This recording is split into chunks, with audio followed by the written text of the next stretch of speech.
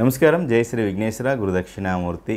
రాజశేఖర్ వేద జ్యోతిష్యానికి స్వాగతం. ఈరోజు మనం కన్యా రాశి సెప్టెంబర్ నెల మాస ఫలితాలు ఏ విధంగా ఉంటాయో తెలుసుకుందాం. కన్యా రాశి అనగానే మనకి ఉత్తర 2, 3, 4 పాదాలు, హస్త 4 పాదాలు, చిత్త 1, 2 పాదాలు కలిస్తే కన్యా రాశి అవ్వటం జరుగుతుంది.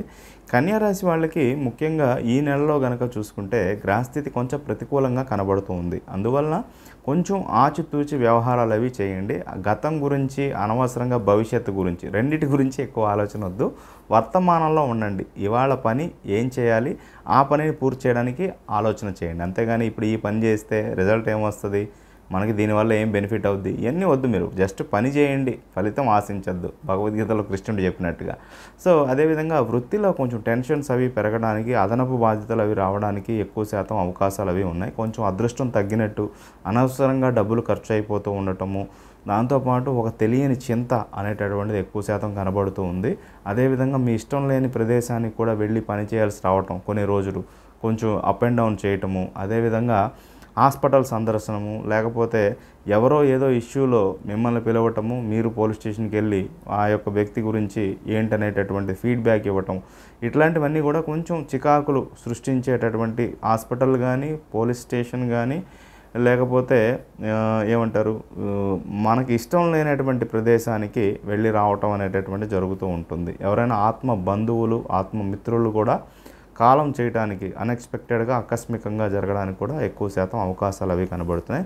కానీ కొంచెం 20వ తారీఖు వరకు కొంచెం ఊపిరి బిగపట్టండి. ముఖ్యమైన పనులు ఏమైనా ఉంటే వాయిదా వేయండి.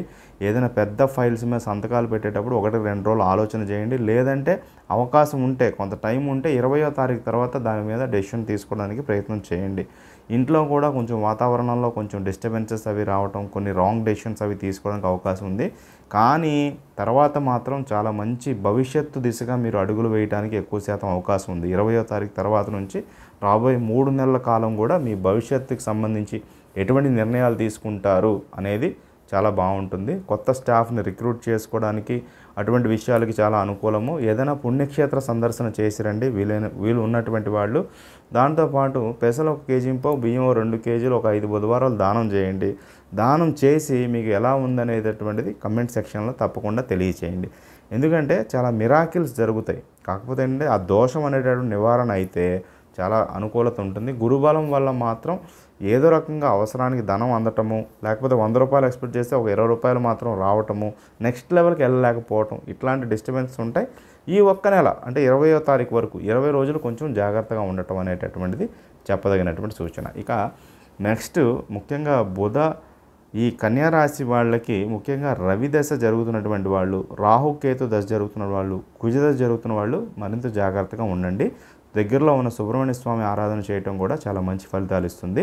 సో కన్యా రాశికి ప్రతికూల తేదీల విషయానికి వచ్చేప్పటికి 2వ తారీఖు, అదేవిధంగా 20వ తారీఖు, 21వ తారీఖు. సో ఇటువంటి మంచి కంటెంట్ కావాలనుకునే వాళ్ళు మా ఛానల్ని ఫాలో చేయండి. శుభం.